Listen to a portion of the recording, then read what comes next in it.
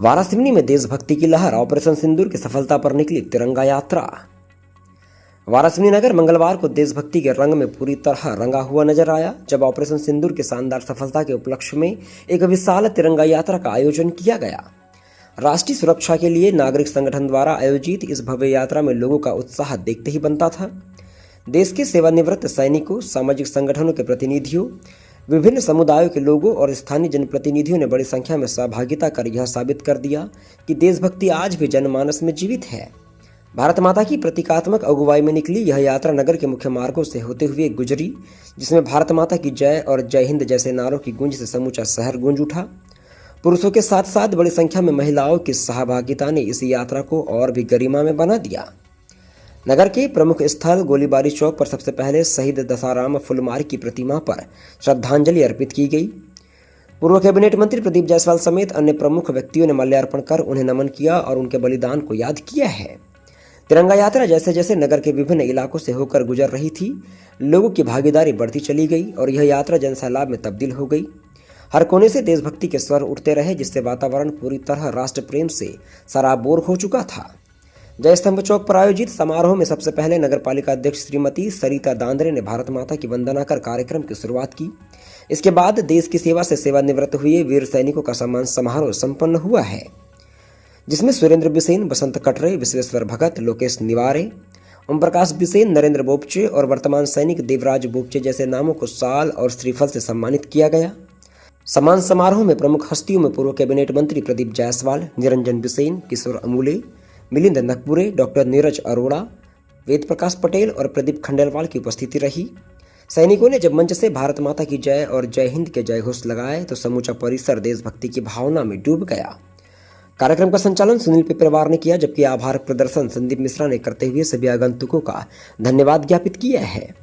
इस पूरे आयोजन ने यह संदेश स्पष्ट रूप से दे दिया कि देश के लिए समर्पण की भावना आज भी दिलों में जिंदा है और जब बात राष्ट्र की रक्षा और सम्मान की हो तो हर नागरिक एकजुट होकर खड़ा हो सकता है।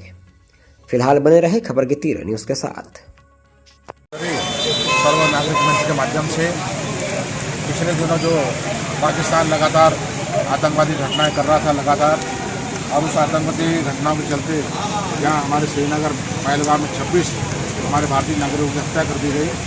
ऐसे आतंकवाद के खिलाफ और आतंकवाद के पीछे जो पाकिस्तान का चेहरा है उसको देखते हुए भारत की सेना ने जिस तरह से पाकिस्तान में जाकर घर में घुसकर उन आतंकवादियों के सारे ठिकानों को निस्तर नाबूद कर दिया और उसका एक बदला लिया, जिसका प्रभाव पूरे विश्व में पड़ा। पूरे विश्व की नज़र भारत पर थी और भारत ने जिस तरह से अपने सैनिकों के मनोबल के आधार पर और जो हमारा नौसेना कहें, थल सेना कहें या वायुसेना कहें, तीनों सेना के माध्यम से जिस तरह से हमला किया दरियाला में, जिससे पाकिस्तान पीछे चला गया और हाथ पांव जोड़ने की नौबत आ गई। और इसमें भारत की सेना ने जिस तरह से उसमें बदला लिया है और भारत की सेना ने बता दिया कि आधुनिक भारत की सेना यानी विश्व की आधुनिक सेना है। अब भारत की सेना की क्या ताकत है, उस ताकत को पूरे विश्व में जो दिखाया, उसको सलाम करते हुए आज वारासिवनी के समस्त नागरिकों ने, हमारी महिलाओं ने, युवाओं ने मिलकर जो तिरंगा यात्रा निकाली, उस तिरंगा यात्रा का समापन आज जय स्तंभ पर हुआ और जिसमें हम थोड़े बहुत सैनिक हमारे शहीद हुए और खासकर जो पहलगाम में हमारे 26 लोग मारे गए, उनके दिवंगत आत्मा को शांति हेतु हम सब ने प्रार्थना भी की है। और ये जो आयोजन था आज का तिरंगा यात्रा, कुल मिला के हमारे भारत के सैनिकों का जो साहस था और जो पराक्रम उन्होंने दिखाया, उसको सलाम करने के लिए और उसको बधाई देने के लिए, उनका उत्साह वर्धन करने के लिए ये आज का ये कार्यक्रम रखा गया। फिर सैनिकों के सम्मान में काफ़ी उत्साह देखा गया। जो सैनिक आप देख रहे हैं कि इतने पानी के बाद भी समस्त लोग, समस्त जाति वर्ग कहें, समस्त पार्टी कहें, समस्त दल के लोग, सभी लोगों ने इसमें भाग लिया और भारी उत्साह के साथ, भारी गर्व के साथ उन्होंने इस तिरंगा यात्रा में शामिल हुए। भैया किन सैनिकों का सम्मान किया गया अपने साथ? और हमारे साथ देखिए, हमारे तो गर्व की बात है कि हमारे बीच में 6 ऐसे सैनिक थे जो अलग अलग सेनाओं में अपना योगदान दिया उन्होंने और रिटायर्ड होने के बाद वारासिवनी में आकर निवास कर रहे हैं। तो आज ऐसे रिटायर्ड सभी लोग इस रैली में शामिल हुए, तो हमने रिटायर्ड सैनिकों का आज सम्मान भी किया, भारत माता का भी सम्मान किया। इस तरह से भारत के सैनिकों का उत्साहवर्धन और उनके साथ देश की जनता जुड़ी हुई है, ये दिखाने के लिए आज इस रैली में सारे लोग शामिल हैं।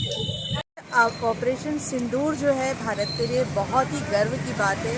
पहलगाम हमले का जवाब जिस तरह भारत ने रणनीति बना के जो जवाब दिया है, और उसमें भी सबसे खास बात यह है कि हमारे सेना के जवानों के साथ हमारी जो 2 बेटियां थी, वमिका सिंह और बेटी सोफिया, उनके नेतृत्व में जिस तरह से ये पूरा ऑपरेशन हुआ है और जिस तरह से उनको एक कमान दी गई और उन्होंने अपना पक्ष प्रवक्ता के रूप में हम पूरे देश के सामने उस ऑपरेशन का डिटेल्स रखा, वह निश्चित रूप से बहुत ही सलाम करने के लिए है।